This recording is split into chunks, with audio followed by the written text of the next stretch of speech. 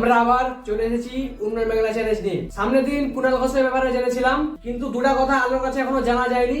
প্রশ্ন করেছিলাম কিন্তু টাইম পাইনি, জানা যায়নি। আজকে আবার ওই দুটো কথা জেনে নিই। হ্যাঁ বলো, সামনের দিন কি কথা জানতে পারো নি কুণাল ঘোষের ব্যাপারে? কুণাল ঘোষ কি বলছে দেখো।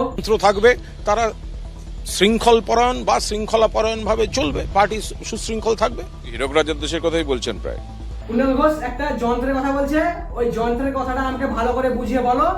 আর মিডিয়া একটা হীরক রাজের কথা বলছে, ওই হীরক রাজের কথাটা আমাকে ভালো করে বুঝিয়ে বলো। ও আপনি তুমি যা কোশ্চেন করছে তো উত্তর দেওয়াই মুশকিল। প্রতি হীরক রাজার প্রতি যন্ত্রপাতি বা উত্তর দেওয়াই মুশকিল। তো তাও তোমার অভিজ্ঞতা অনুযায়ী কিছু বলো, আমি ওই কথাগুলো মানে বুঝতে পারছি না। যন্ত্র বলতে এখানে একটা হীরক রাজার একটা যন্ত্র ছিল, মানে এমন যন্ত্র, মানে রাজার কথা কেউ যদি না মানতো, রাজার কথা কেউ যদি না শুনতো, ওই যন্ত্র মন্ত্র ঘরে ভরে নিয়ে ওই বেনস করে নিত।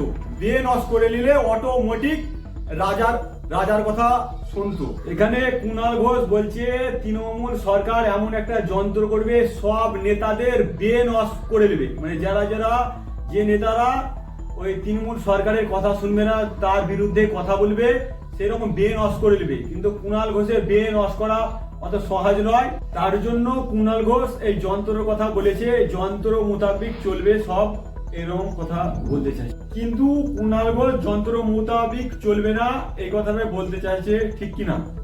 ঠিক কিনা? ঠিক কিনা?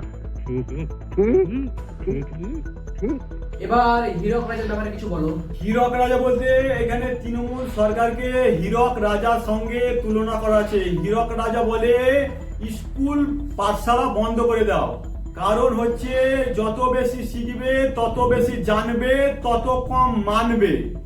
আরো হীরক এটাই করতে চাইছে তৃণমূল সরকার, তার জন্য বারে বারে হীরক রাজার উদাহরণ দিচ্ছে। ঠিক কিনা? ঠিক কিনা? ঠিক কিনা? কুণাল ঘোষের ব্যাপারে যে ভিডিওটা পোস্ট করা আছে আমাদের চ্যালেঞ্জে, সেই ভিডিওটা আগে দেখেছো। তাছাড়া না দেখলে এই ভিডিওটা কোনো মানে বুঝতে পারবে না। ডিসক্রিপশনে লিংক দেওয়া থাকবে, দেখে নিও।